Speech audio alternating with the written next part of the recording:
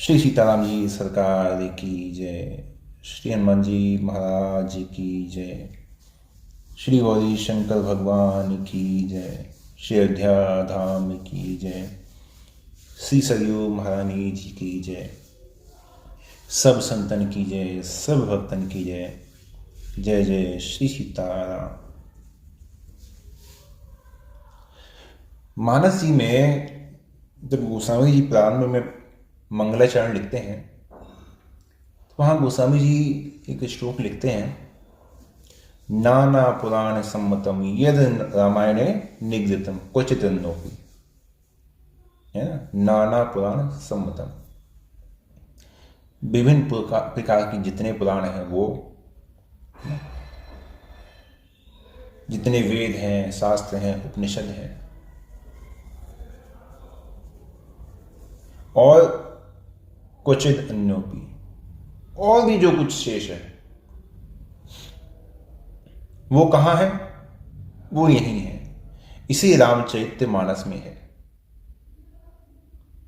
और वहीं जब आगे बढ़ते हैं तो वहीं रामचरित मानस में क्या लिखते हैं? एहि महे रघुपति नाम उदारा। समझे ना? जितने पुराण हैं, वेद हैं, शास्त्र हैं, उपनिषद हैं, संहिताएं कही गई हैं, गोस्वामी जी कह रहे हैं उसका सार तो रामचरितमानस है। और जो रामचरितमानस है उसका सार है राम नाम।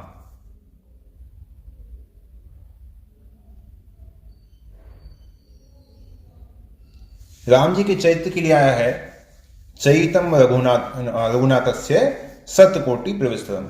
100 करोड़ रामायणें लिखी गई हैं, आप सभी ने सुना ही होगा। इन सबका जो एकमात्र जो सार तत्व है ना, ये राम नाम है। और राम नाम कैसा है? ब्रह्म राम ते नाम बड़। जो राम जी का मूल स्वरूप है, ब्रह्म स्वरूप, उससे भी उनका नाम बड़ा है। यही मैं रघुपति नाम उदारा, अति पावन पुराण श्रुति सारा। आनंद रामायण से ये प्रसंग मिलता है। हम लोग जितने अपने सामने ग्रंथ देखते हैं, जितने भी ग्रंथ हमारे धर्म में कहे गए हैं, जितने भी ग्रंथों में आप कोई भी नाम ले लीजिए, कोई संहिता का, उपनिषद का, पुराण का, शास्त्र का, किसी का भी नाम ले लीजिए, वो सब, उन सब की उत्पत्ति केवल राम नाम से हुई है।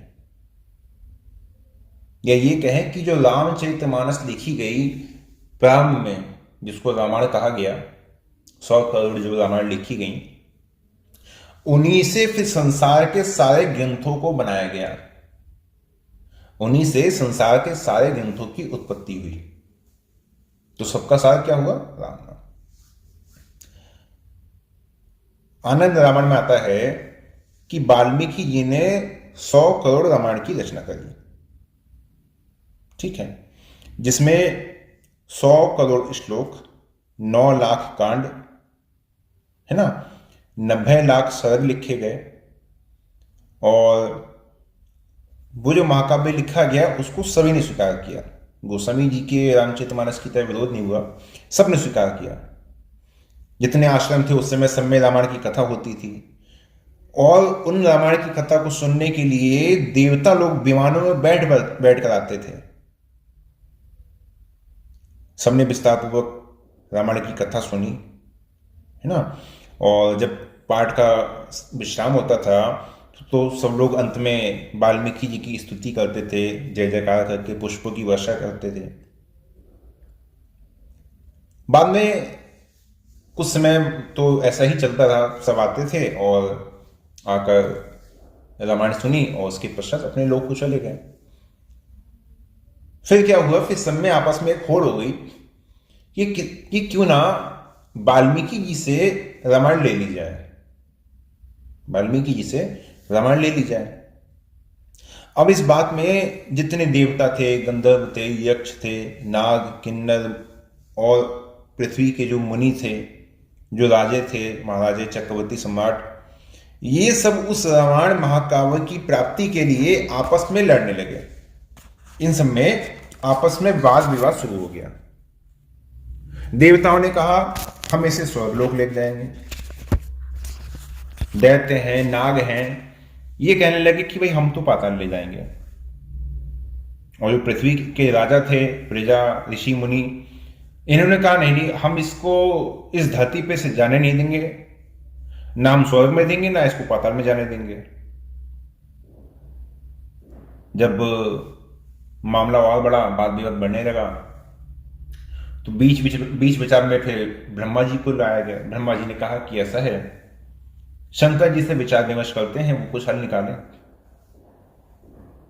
शंकर जी के पास आया गया तो शंकर जी ने सबको समझा बुझाकर शंकर जी ले गए क्षीरसागर में। ठीक है, अभी तक जो सुना है वो यही सुना है कि शंकर जी ने ही विभाजित किया। ठीक है, लेकिन जैसे मैंने कहा कि ये आनंद रामायण में आया है ये प्रसंग, तो शंकर जी सबको ले गए क्षीरसागर में। और वहां जो भगवान नारायण है, भगवान नारायण से सब जितना जो कलह मचा हुआ था सबके बारे में कहा। तो भगवान ने क्या किया, एक क्षण में ही वो जो रामायण थी उसके 3 भाग कर दिए। 99 करोड़ थे ना श्लोक, अब 33 करोड़ 33 लाख 33,333 श्लोक और 10 अक्षर, इतने इतने सबके हिस्से में आ गए। अब अंत में केवल 2 अक्षर बचे, रा और मा। तो शंकर जी ने कहा कि प्रभु आप कृपया इन 2 अक्षरों को मुझे दे दीजिए। शंकर जी के मांगने पर भगवान ने ये 2 अक्षर शंकर जी को दे दिए, जिससे शंकर जी अंत समय काशी के जीवों को मुक्ति प्रदान करते हैं। 2 अक्षरे याचमानाय महम शेषे दरोहि आनंद रमण है, उपदिशाम महम काश्याम ते अंत काले निर्णाम सुतो। शंकर जी कहते हैं पार्वती, ये जो 2 अक्षर है ना, इन 2 अक्षर को ही तुम राम नाम का तारक मंत्र समझो। रामेति तारकम मंत्रम तमेव विद्धि पार्वती। अब क्या हुआ, जब 3 भाग हो गए तो एक भाग तो देवता ले गए, दूसरे भाग ऋषि ले गए, ऋषि मुनि, और जो तीसरा भाग था वो जो नागलोक के थे, असुर थे, नाग थे, इनको मिल गया। सब अपने अपने भाग को अपने अपने लोक में ले गए। अब पृथ्वी पर जो आए थे कितने करोड़ आ गए, 33 करोड़ श्लोक, 33 करोड़ फिर 33 लाख 33,000, इस तरह से। अब पृथ्वी पर जो थे, पृथ्वी पर उस समय थे 7 द्वीप, सप्तद्वीपवती पृथ्वी कहा जाता था। तो 7 द्वीपों में फिर बांटने की बात आई, भाई 7 द्वीपों में ऋषि मुनि रहते थे। अब उसमें से जब 7 द्वीपों में बांटा गया तो हर एक द्वीप को कितने कितने श्लोक पड़े, 4,76,29,47, इतने इतने श्लोक हर द्वीप को दिए गए। अब 7 को जब बांट दिया 7 द्वीपों में, तो 7 द्वीप में जब रामायण को बांट दिया गया तो कितने बचे श्लोक, 4 श्लोक शेष बचे, 4 श्लोक अभी भी बच गए। अब जब 2 अक्षर बचे थे तो शंकर जी ने मांग लिया। अब जब शंकर जी ने बांटा है तो अब जो 4 श्लोक रह गए हैं ये ब्रह्मा जी ने शंकर जी से ले लिए हैं। ब्रह्मा जी ने शंकर जी से प्रार्थना करके ये 4 श्लोक शंकर जी से ले लिए। ये 4 श्लोक वही हैं जिन्हें चतुश्लोकी भागवत कहा जाता है, जिन 4 श्लोकों का विस्तार करके बाद में श्रीमद् भागवत महापुराण की रचना की गई, जिसमें भगवान श्री कृष्ण की कथा आती है, भगवान श्री कृष्ण का जीवन चरित्र और लीलाएं आती हैं। ये वही चतुश्लोकी भागवत का विस्तार स्वरूप है जो ब्रह्मा जी से नारद जी ने ली, और नारद जी ने फिर बाद में व्यास जी को इन 4 श्लोकों का उपदेश दिया।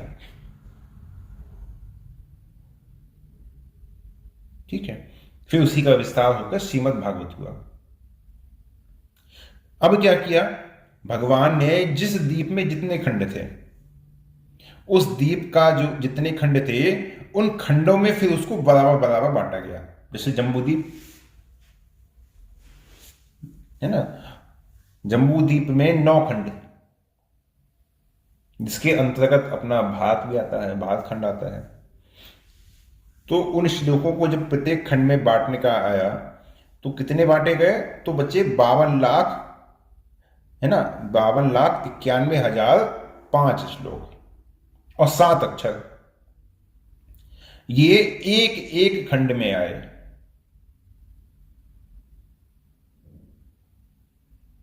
और 7-7 अक्षर आने के बाद अंत में केवल जो बचा वो केवल बचा श्री। श्री रह गया, एक अक्षर रह गया श्री। अब एक अक्षर को कैसे बांटा जाए? तो सबने आपस में सहमति करके ये स्वीकार कर लिया कि ये जो अक्षर है श्री, वो जितने श्लोक हैं या फिर जितने मंत्र हैं, उन सबके मंत्र में समान रूप से इस श्री अक्षर को उपयोग किया जाएगा। ये किसी में बांटा नहीं जाएगा, इसका कोई भी नियम नहीं है। जितने भी पुराण हैं, उपपुराण हैं, शास्त्र हैं, जितने भी ग्रंथ इस जम्बूद्वीप भारतवर्ष में हैं, वो सभी यही जो 52,91,005 जो 5 श्लोक हैं, 7 अक्षर हैं, इनसे ही सबका निर्माण किया गया है। कोई भी पुराण है ना, उपपुराण है, शास्त्र है, इन श्लोकों से बाहर से किसी का भी कोई भी भाग लिया गया नहीं है।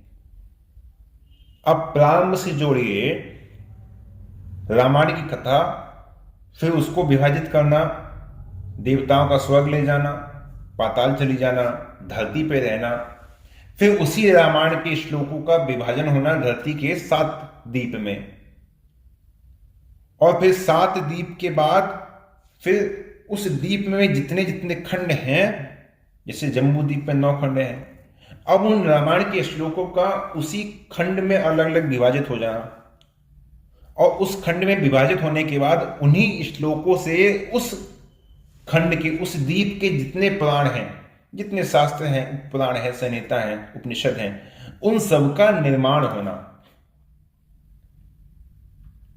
तो ये जो बीज है, ये जो इतना फैलता गया, फैलता गया, फैलता गया, और फैलते फैलते 100 करोड़ रामायण तक पहुंचा, ये बीज क्या है? ये बीज है यही महे रघुपति नाम उदारा। ये केवल और केवल इन सब का जो सार है, ये हमारे श्री रघुनाथ जी का नाम है। इसलिए सदा सर्वदा बिल्कुल निश्चिंत होकर राम जी के नाम का ही जप करना चाहिए। इसलिए तो कहा जाता है कि जिसने राम इन 2 अक्षरों का नाम जप लिया, इस नाम को जप लिया, उसने सारे वेद पढ़ लिए, उसने सारे शास्त्र पढ़ लिए, सारे ग्रंथ पढ़ लिए, सारे पुराण पढ़ लिए, है ना, उसने सबका पाठ कर लिया, उससे कुछ भी नहीं छूटा, क्योंकि सब कुछ इस एक राम नाम के अंतर्गत ही है। यही वेद का निचोड़ है। गोस्वामी जी विनय पत्रिका में राग रामकली, इसमें कहते हैं राम जपू राम जपू राम जपू राम जपू राम जपू, बार बार कह रहे हैं। किसे कह रहे हैं? मूढ़ मन बारंबार। अरे मूर्ख मन, तू बार बार राम जी के नाम का जप कर, तू बार बार राम जी के नाम का जप क्यों नहीं करता? सकल सौभाग्य सुख खानिए जिय जानी सट। ये राम नाम सकल सौभाग्य, सब सुख, सबके सौभाग्य को देने वाला है, हर प्रकार के सुख की खान है, और यही वेद का निचोड़ है। मानी विश्वास बद वेद सारा। ऐसा विश्वास करके सदा राम जी के नाम का जप किया कर। तो इस प्रकार से हमारी धरती पे जितने ग्रंथ हैं, और ग्रंथों में आप किसी भी ग्रंथ का नाम ले सकते हैं, जैसे मैंने कहा कि जितने ग्रंथ हैं उन सबकी रचना वही 100 करोड़ रामायण के जो श्लोक हैं उन्हीं को बांट कर हुई है। मतलब जितना ज्ञान आता है, जितना तत्व है, जितने भी चरित्र लिखे गए हैं, जितने पुराण लिखे गए हैं, उन सब का जो सार है वो एकमात्र राम नाम है। जिसने राम नाम ले लिया उसने सब कुछ कर लिया। सारे तीर्थ कर लिए, सारे दान कर लिए, सारे साधन कर लिए, सारे यज्ञ कर लिए, सारे वेद पढ़ लिए, सारे पुराण पढ़ लिए, सब कुछ उसने पढ़ लिया। उसके लिए इस संसार में करने कराने के लिए कुछ भी शेष नहीं बचा, जिसने ये 2 अक्षरों का, ये राम नाम का जप कर लिया। सारे मंत्र उसने कर लिए, कोई मंत्र शेष नहीं बचा। शंकर जी माता पार्वती को समझाते हुए कहते हैं, हे पार्वती, सप्तकोटि महामंत्रा चित्त विभ्रम कारिका। 100 करोड़ महामंत्र हैं।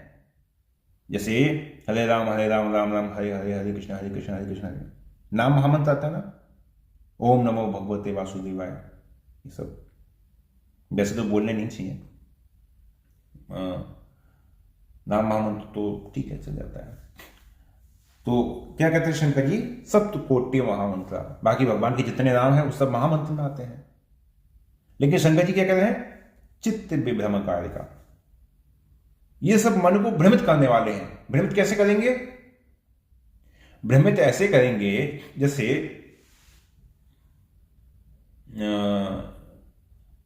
परम पूज्य श्री प्रेमानंद जी महाराज जी का सत्संग आप सभी सुनते ही होंगे, और यूट्यूब पे और रील्स जगह जगह आती हैं। तो वहां पे कई जब साधक जब प्रश्न करते हैं, तो कई साधकों के प्रश्न में मैंने देखा है, कभी कभी साधकों का ऐसा प्रश्न आता है कि हम पहले राम नाम का जप करते थे, या हम पहले किसी अन्य नाम का जप करते थे, लेकिन जब से हमने आपको सुना है तब से हमारा जो मन है वो राधा नाम में लगने लगा है। आता है, कई लोगों ने प्रश्न किया है। क्यों? क्योंकि आप वहां बैठे हैं उस स्थान पर जहां पे मूल रूप में श्री राधा जी के नाम की महिमा का गान हो रहा है, तो आपका चित्त तुरंत भ्रम में आ गया, ये नाम बढ़िया है, ये काम जल्दी करेगा। अब मान लीजिए कल को आप किसी ऐसे स्थान पे चले गए जहां पे किसी अन्य नाम की महिमा का गुणगान हो रहा है, अब आपका दिमाग फिर चलेगा, ये वाला नाम बढ़िया है, इससे कि मेरा काम जल्दी हो जाएगा, अब ये करूंगा। यही बात है कि चित्त विभ्रम कारिका, आप जिसकी महिमा सुनने जाएंगे, जिसके बारे में जानने जाएंगे, आपको लगेगा ये बहुत बढ़िया है, इसके बारे में तो अभी तक सुना ही नहीं था, अरे इसकी इतनी महिमा है, अब इसी को जपेंगे। वही शंकर जी समझा रहे हैं कि जितने मंत्रों की आप महात्मा सुनने जाएंगे, सब मिलके आपके चित्त को भ्रम में ही डालेंगे। आपको लगेगा कभी ये जप लें, कभी ये जप लें, कभी इसका जप करें, कभी इसका जप करें। तो पार्वती जी कहते हैं, तो फिर करें क्या, वो तो बताओ, भ्रम में तो डाल रहे हैं आप, करें क्या? तो शंकर जी कहते हैं, एक एव परो मंत्रो, हाँ एक मंत्र है जो इन सबके परे है, एक नाम ऐसा है जो इन सबके परे है। वो क्या है? एक एव परो मंत्रो राम इत्यक्षरद्वयम्। ये जो 2 अक्षरों का जो राम नाम है ना, ये सारे महामंत्र, सारे नाम से परे है। जैसे मानस जी में स्पष्ट है ना, यद्यपि प्रभु के नाम अनेका, श्रुति कहें अधिक एक ते एका। क्या है ना कि श्रुति कहें अधिक एक ते एका, सब एक से बढ़कर एक है, जिसकी महिमा सुनने जाओगे लगेगा ये वाला बढ़िया है। तो श्रुति कहें अधिक एक ते एका, लेकिन फिर भी राम सकल नामन ते अधिका, हो हुनाथ अदखग गणपतिका। फिर भी ये राम नाम सारे नामों से सर्वोपरि हो जाए, ठीक है, वो बात ठीक है। जबकि कहा जाता है कि भगवान के सब नाम बराबर हैं, किसी भी नाम में कोई भेद नहीं है, कोई भी नाम जप सकते हैं, बिल्कुल जप सकते हैं। लेकिन जिस नाम को सर्वश्रेष्ठ स्वयं रघुनाथ जी ने स्वीकार कर दिया, स्वयं रघुनाथ जी ने अपना वरदान देकर उस नाम को सर्वश्रेष्ठ कर दिया, उसके लिए आप ये नहीं कह सकते कि हाँ ये सब नाम के बराबर है। क्यों? राका रजनी भक्ति तब, राम नाम सोई सोम, अपर नाम उड़गन विमल, बसहु भगत और व्योम। क्या कह रहे हैं कि भाई आकाश में जितने नाम हैं वो तो तारों के समूह की तरह हैं, टिमटिमाते हैं टिमटिमाते हैं, ठीक है, सबका अपना प्रकाश है, लेकिन राम नाम सोई सोम, लेकिन जो पूर्ण चंद्रमा है वो राम नाम है। जिसके प्रकाश के सामने किसी का प्रकाश नहीं ठहरता, ऐसा राम नाम है। इसलिए राम जपू राम जपू राम जपू बाबरे, घोर भव नील निधि नाम निज नावरे। और आज के लिए यहीं विश्राम देते हैं। जय जय श्री सीताराम।